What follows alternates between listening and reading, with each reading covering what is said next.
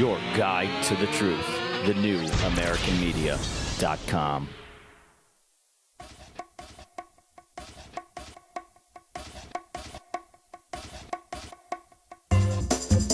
Broadcasting to you live from the Milky Way galaxy, the solar system, planet Earth, North America, the United States of America, California, Los Angeles, to be specific. Hello, everybody.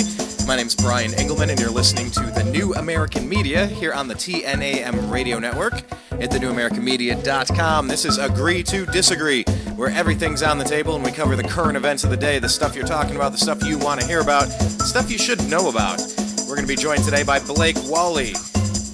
Blake has sold all of his stuff and gone off the grid, and he's on an adventure right now. I think he's hanging out with Adam Kokesh, another freedom, liberty-loving kind of dude who's also been on our program before, trying to live the dream, go off the grid, and become self-sustainable, self-reliant, and all of that jazz. Speaking of self-sustainable, I'm going to be giving a, I believe I'm going to be giving a speech coming up. I'll give you some details, but it's a really cool story. There's some homeless advocates who've been building tiny homes to get some of these people literally off the street and into something safe that they can lock the doors. It even has alarms on the windows. They're just tiny little boxes. They're little tiny, but they look like houses. They look like they totally look like houses. So now the city of Los Angeles is not happy with it, and they're confiscating them and kicking these people out. They don't want them on the street, and it's like, all right, well, what park could we put 50 of these in and try something different out? What completely pointless, parking lot could we use? Something. So it's an interesting concept. I'm going to be giving a speech on that. More details coming on the way soon. But anyway, without further ado, let's kind of get into this with Blake the eccentric Walley and kind of get into the stuff going on in the news. The concept of building your own home, though, it's pretty cool. Hello. Blake, welcome to Agree to Disagree. You're live, sir. How are you doing? Fantastic. How are you? Living the dream, man. Blake, you were definitely inspired by Fear and Loathing on the Campaign Trail by Hunter S. Thompson, and you have actually kind of moved your chips into the middle. You have cashed out your chips and moved out of Las Vegas, Nevada. Literally sold your home, traded in your car, got rid of your stuff, and you're off the grid in a mobile media center, and you're on an adventure right now. So start off real quick, Blake, if you could maybe just explain what it was about Fear and Loathing on the Campaign Trail that got you interested in the concept of being mobile and following the candidates along and checking out some of these events. Yeah, I think I just saw 2016 coming along and being such a critical election, and then reading that book and kind of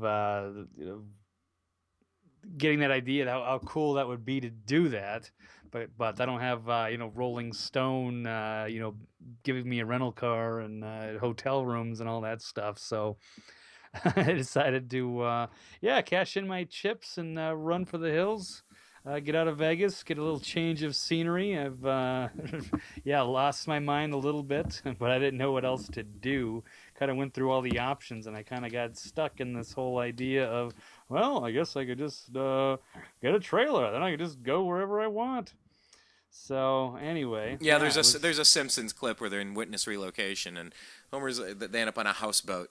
He's like, hey, you know what I love about these houseboats? If you don't like your neighbors, you can just leave. Ha ha ha ha. And right then, all of their neighbors turn on their boat engines and pull out of the dock and leave him alone because they all hated him already as soon as they showed up. But nice. I mean, worst case scenario, you have a home. You're always going to have a place to live as long as you have a place to park. Like you've changed the dynamic. You're not controllable like it was when you were just kind of when your roots were grown into the ground in Las Vegas. That's got to be kind of a freeing feeling, I would imagine. Yeah, it is. I mean, obviously, it'd be great to be hired by a Rolling Stone and have them pay me to go on an adventure and write stories for them. But if that doesn't work out, then I can, it's kind of expensive to move in this day and age to just pick up and go and like get an apartment somewhere and try to find a job. It's the system makes it very difficult to relocate. So And then I had a problem with my credit, so I couldn't really buy anything, even though I was kind of close to town. Because that'd be kind of nice too, just to get a little house in a small town somewhere or whatever. I mean, just different strokes for different folks, I guess. I don't know, depending on what you like. I was looking for some cheap living while I could get something off the ground, media-wise, and see what I could do given a year's time. And yeah, putting all the chips in just for this election as well. It's not just I think it is such a critical turning point for humanity, depending on what direction we go, and getting the right people, in the election, getting the right people in power. So Yeah, we'll see. and the election is taking some interesting turns. I have not officially endorsed a candidate. I believe you're a Trump guy, and Trump is the more I've fallen into there a little bit with some caveats. yeah, some caveats. Yeah, it's interesting because I heard, I think it was Dennis Prager. He was saying, I'm going to vote for the Republican nominee, whoever it happens to be. He said, I am 100% certain what's going to happen if we give the keys to this country over to Hillary Clinton, the big government, progressive Democrats, the New World Order. If you want to think of somebody completely entrenched in this horrible globalist system, it's Hillary Clinton. She's right at the top of that freaking list. The country did not want another Bush. That's nice, but to see Clinton on the other side is just absolutely terrifying. But he said, you know what you're going to get out of Hillary, but with Donald, even if you have a bunch of reservations about him, we might be wrong, and he might do a good job. We don't know. We know Hillary would do a horrible job. And I don't know. I think you would agree with that statement. I completely agree with that statement. Hillary is, extremely bad news. At the worst, it's an extension of the Obama administration.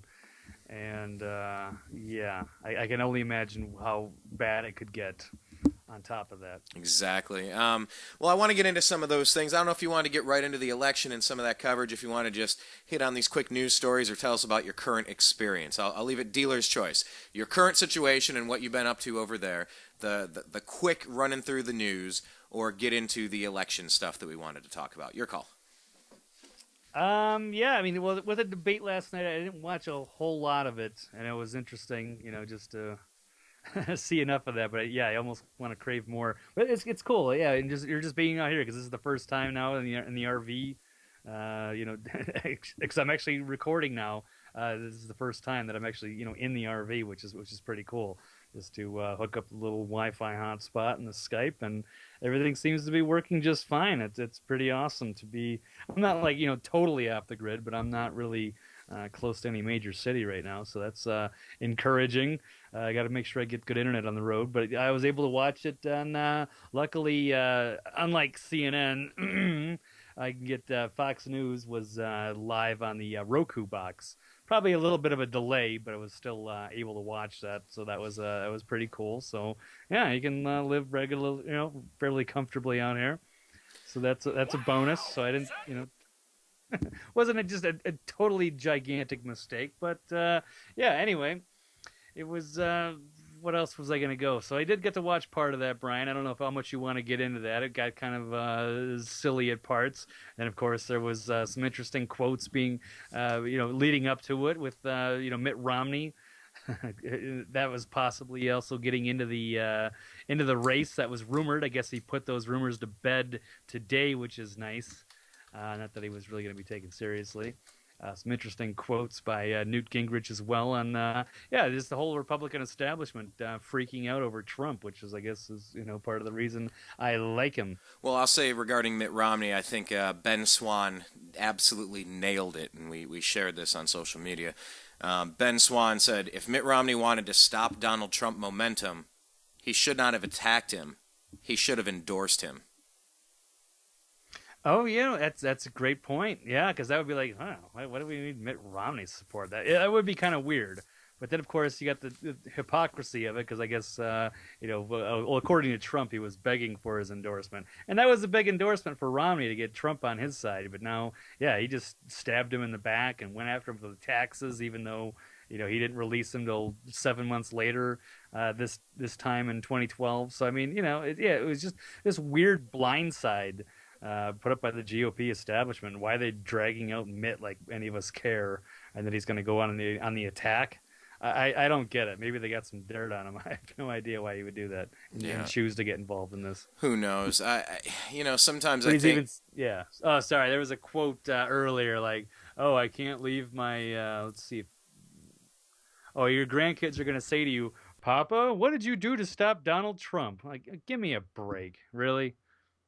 How I mean, about who knows? I mean, maybe Donald Trump turns into the next big tyrant. He turns into the next Napoleon. I have no idea, but I know what I'm getting with Clinton, at least. Again, what you were saying before with your buddy.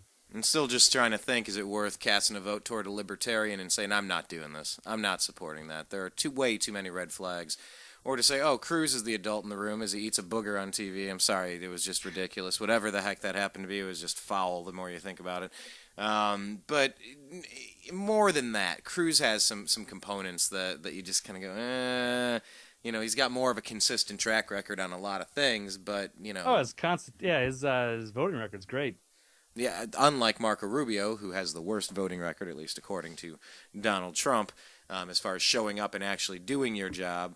I actually think John Kasich won the debate yesterday. Did you Really? walk away with that? Like I said, I only really got to watch 20 minutes, but he did score pretty well.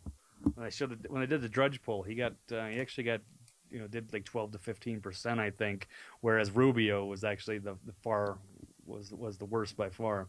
Yeah, well, neither Kasich nor Rubio have any chance of getting my vote. I've narrowed them out of the list. Same with Hillary and Bernie, but yeah, it's interesting. We'll see what happens. Got some more votes to go, and they're just talking about brokered convention. Whisper, whisper. Can we steal it from Donald Trump? Can we take it from Donald Trump? Can we hand it to another oligarch, someone else in the club? And you shared a story not too long ago. It was something Newt Gingrich said. So now you're getting all these cats. You're getting all of these people that are just kind of bouncing out of the woodwork. People we haven't heard from in a long time. The Mitt Romneys. Was actually okay, though. Well, explain that one for everybody. Let's see if I can pull this article up. Oh, I thought I had it. Maybe not. Oh, okay. I'm going to get her. Establishment is scared of Trump because he didn't belong to the secret society. Yeah, he's not in that the old boys club with the Republicans where they trust him when you hang out at Bohemian Grove or what have you, or any of these little freaky societies, Skull and Bones, any of that kind of stuff that these guys tend to be a part of, these little secret clubs, secret handshakes. Oh, Brian, you're a Freemason, of course. Indeed. But not that heavily involved. But I mean, yeah, some of these guys, they get together and yeah, that's how they pick guys, how they trust. You're part of the club and he's not, which is good. Yeah, and what's that George Carlin line? It's a big club. It's all of them in charge. It's a club, and you and I, we're not in it.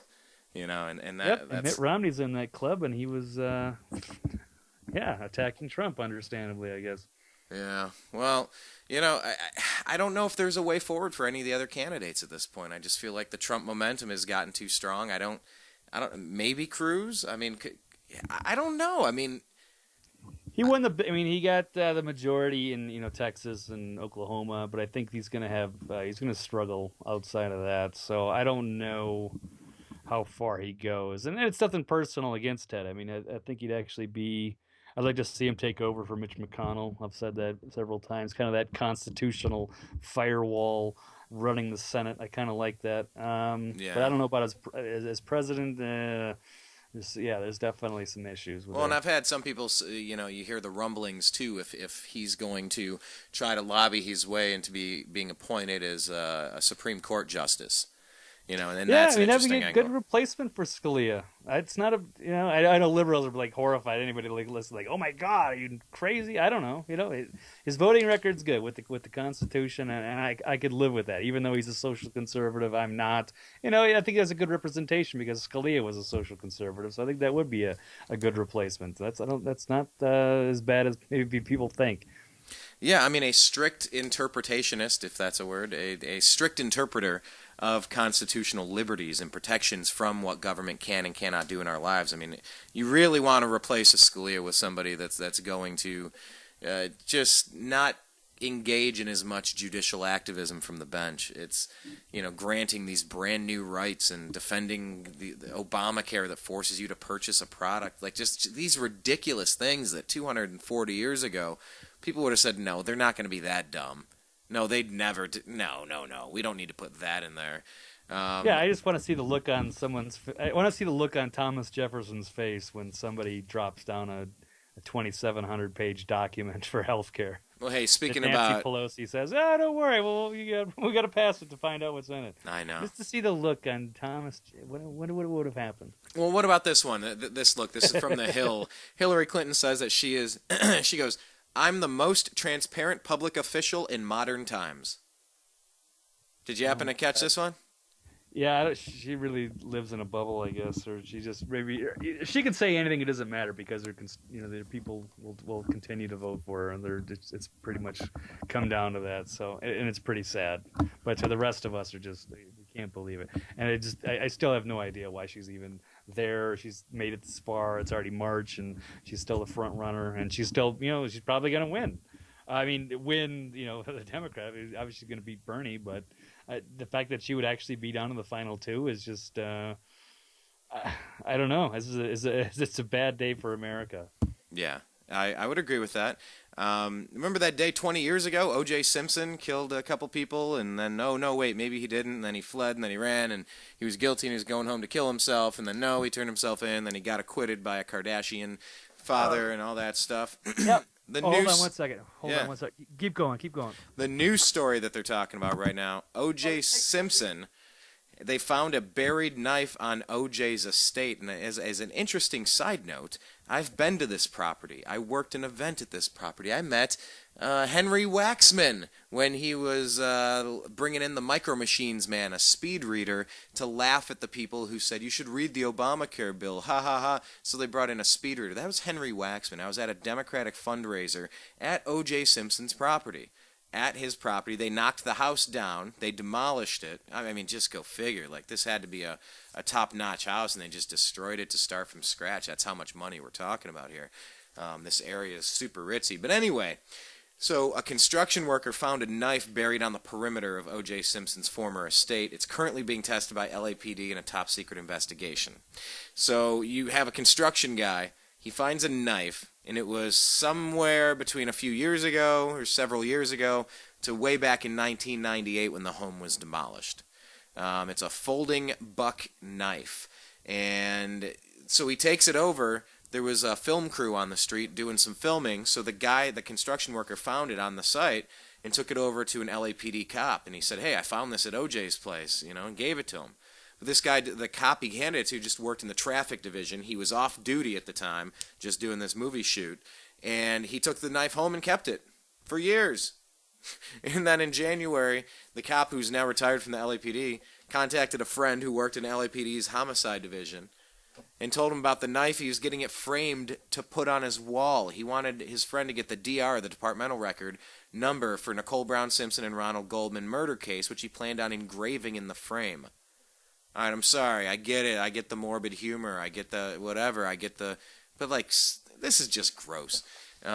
Anyway, so what you have now is you got a lot of upset people that this guy didn't turn this knife in years and years and years ago. They're testing it for DNA and thought there might be blood residue on it, but rust, it's a dark brown. It's a deep red. It looks the same.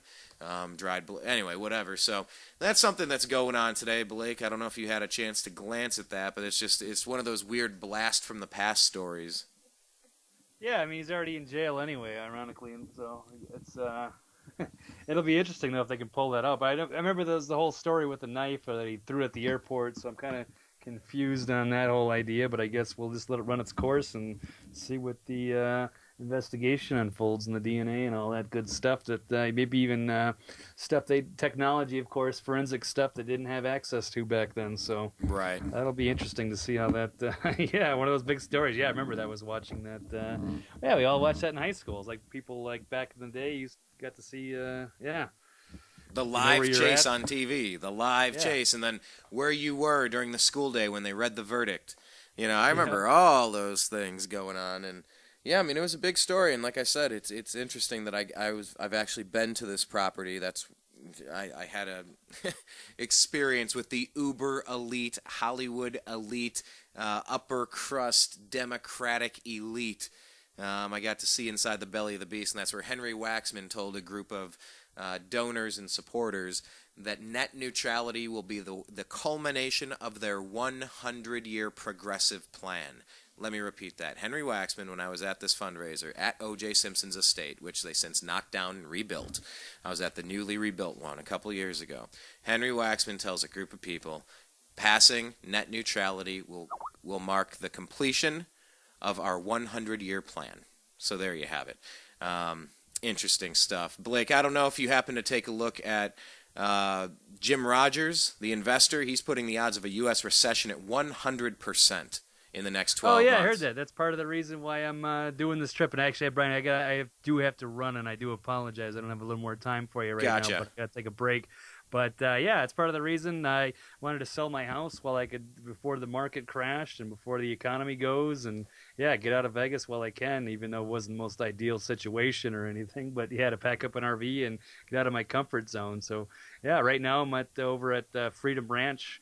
I got a little host at his little campfire here, Adam Kokesh. I'd like to get more into that project, but I think it might have to wait for another time if we can do another quick update or something. But I did make a quick YouTube video. We were running some errands, getting his take on the presidential election, because he's a pretty hardcore libertarian. So yeah, you can check for that. I just tweeted it out to Brian a little bit ago. Might change the title, but you can find it. Yeah, I will share that one. Adam's also running for president in 2020. I'm sure you guys can talk about that a little bit more. Yeah, you're gonna be there for a little bit. We can definitely do a show in the next couple days, sometime next week, whatever works best, and we'll talk more specifically about the project. And you'll probably do a podcast in between now and then, what have you. But yeah, we'll come back to that. One last story, Blake, and I'll let you run to dinner. I was just wondering if you had a chance to see here Ben Swan reporting Truth in Media today that 14 new defendants are going to be facing charges in connection with the 2014 armed standoff at the Bundy Ranch in Nevada. I don't know if because that was your backyard. I just kind of barely touched that one, so I can't comment on that one. I did tweet one of those stories out because it was a big deal. But yeah, they're cracking down on all those guys, and that's pretty ridiculous. It's getting way out of control. So I don't know what to make of it. And some of these guys, they're not even bad guys. They're just nice people, want to be left alone on the ranch and not have the federal bureaucracy buying up all the land and then charging them grazing fees and then aiming guns on them when they don't leave. I mean, it's just a disgusting thing, all in all. And then they trap their get them to draw them into Oregon, and now they're gonna start going after them, really make an example of them. So it's pretty sick. So people need to get the full story on that one, because this is not what the federal government is supposed to be about, regardless of how you feel. But I gotta end it here. Brian, pleasure. Let's connect again soon. Tell Adam we said hello, and we will do this again, buddy. You have a great night, and we'll talk later. Sure. Take care. All right, thanks, buddy. There he goes, everybody. Blake the Eccentric Walley. Yeah, we were trying to get the show set up and figure out the right time for today, and that's how it goes in what? There's terrestrial radio and then there's internet radio. Does that make us extraterrestrial radio? I gotta think that one through a little bit, but no. When you're not terrestrial radio and you're not broadcasting from whatever, sometimes the times that your show is live, that can change. It can definitely change a little bit. So that's what we're trying to figure out is what time we're going live. And then Blake's like, oh, man, let's go now. And then it's like, all right, dinner's happening. So you go, all right, cool. Let's make a real quick one and then run you out the door here. Go grab some food. But, Blake's out there living the dream, cashed in his chips. He's trusting that it's possible. We could be facing some really difficult economic times on the horizon. So make your move and set yourself up for success. So I guess this is a good time to just remind you, get out of debt, get a little healthier, thin out some of your stuff, declutter. Put yourself in a position where you're going to succeed in case the SHTF scenario should occur. So, more to come from Blake. I want to thank him for joining us on the program. Follow him on Twitter. He's at Eccentric99, and we'll go from there. So, oh, man, quick show. I just, what else can you say about Trump? What else can you say? He's making dick jokes up there. And he's saying it because Marco Rubio's bringing it up, but I mean it really feels like a 7th grade locker room back and forth or something. I don't particularly care for it. And to say Cruz is totally above the fray, I I don't know. I mean, it's a weird theatrical thing, and it's not leaving a good taste in my mouth. So I'm not quite done yet. I'm not quite endorsing anybody officially. I'm looking at the Libertarians. I think we're going to have Austin Peterson as a guest. We're still trying to sort that out. We just got to lock it in. Libertarian. Maybe go get Gary Johnson again. He was on 4 years ago. Check out the archives. Check out everything. Blake's on Twitter at Eccentric99. Our homepage is thenewamericanmedia.com. We have 5 years of content there. Perhaps most importantly, for now, youtube.com/thenewamericanmedia. You can subscribe and watch our videos. And if you let the commercials play, it's like throwing a couple pennies in our wishing well. We're on Twitter at American_media_. And on Facebook, you can do a search or just grab it off the right-hand side of our homepage, thenewamericanmedia.com, and link up with us on Facebook. I think we deliver some of the best, most interesting, awesome content on all of Facebook. Yes, I said it. I think it's a fantastic site, and I want you guys all to get connected. So, for everybody here in the TNAM Radio Network, special thanks to Adam Kokesh over there, hosting our friend Blake Walley, and for everyone here, I appreciate you. I love you. We will talk again soon. Stay safe. Peace.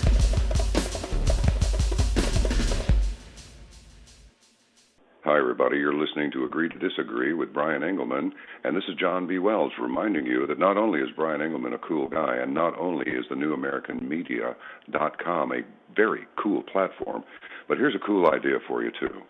Are you alone? Not really. Do you like dogs? Do you like cats? You do. Of course you do. Everybody does. One or the other, maybe even both. You know, there are a lot of dogs and cats that are at shelters right now, and if somebody doesn't take them home, they're going to wind up euthanized. That's a nice way of saying they're going to be killed, because there's simply not enough room. I guarantee it, the best dogs and the best cats, the best pets, come from shelters. There's something about dogs and cats. They know. They know where they are. You walk through one of them, and certainly at least one is going to look at you and go, I wish you'd take me home. I'm in hell. Please take me out of here. It'll be the best thing that you ever did for your soul. You'll feel good about it. And not only that, but you have a friend for life. Doesn't matter if you got money, you don't have money. Well, it doesn't make any difference to a dog or cat. All they need is the sound of your voice and maybe even the stroke of your hand, and they're fine. Maybe a little food every once in a while. The sweetest sound that those pets ever hear is your voice. Think it over and adopt a cat or a dog from a local shelter today. I'm telling you, you'll be glad you did.